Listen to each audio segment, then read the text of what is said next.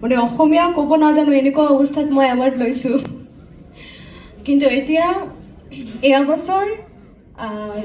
বিহু মই জীৱনত প্ৰথমবাৰ বিহু কৰিছোঁ বহু আগৰ পৰা শুনি আহিছোঁ বিহু বিহু বিহু বিহু বিহু এয়া বছৰ প্ৰথমবাৰ মোৰ 52 নাম্বাৰছ অফ বিহু বুক হৈছে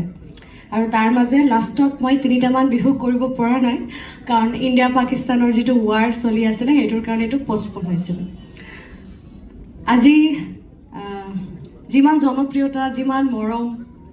যিমানখিনি মই পাইছোঁ অসমতে গোটেই অসমবাসী ৰাইজে মোক যি কাৰণে চিনি পাইছে যি মানুহসকলৰ কাৰণে চিনি পাইছে যি মানুহসকলৰ পৰিশ্ৰমৰ বাবে মোক চিনি পাইছে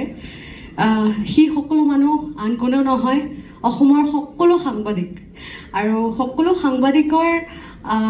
অৱদান মোৰ জীৱনত বহুত ডাঙৰ অৱদান এইটো মই কেতিয়াবা পাহৰিব নোৱাৰিম যিমান দিন মই জীয়াই থাকিম এইটো থাকিব মোৰ লগত আৰু জাফাৰ লগত আজি নিজকে বহুত সুখী অনুভৱ হৈছে নিজকে লৈ বহুত প্ৰাউড ফিল কৰিছোঁ কাৰণ আজি যি ট্ৰফিটো দিয়া হৈছে সকলোকে এৱাৰ্ড হিচাপে যি মমেণ্টটো দিয়া হৈছে সকলোকে তেনেকুৱা এটা মমেণ্টটো অকল 2024 আৰু 2025 ইয়াৰ পাৰ্থক্য মোৰ ঘৰত এটা সজাই থৈ দিছোঁ আৰু জীৱনত মই অসমতে অহাৰ পিছতে মোৰ এচিভ কৰা প্ৰথম এৱাৰ্ড জাফা গতিকে জাফাৰ লগত এটা ভিতৰৰ সম্পৰ্ক আৰু যিটো কোনো মই জাৰ্নেলিষ্ট এছ'চিয়েশ্যন ফৰ আছাম জাফাৰ সকলো কৰ্মীবৃন্দ কুঞ্জু মোহন দা প্ৰেছিডেণ্ট অভিদীপ চৌধুৰী দা আমাৰ ৰিদীপ কলিতা দা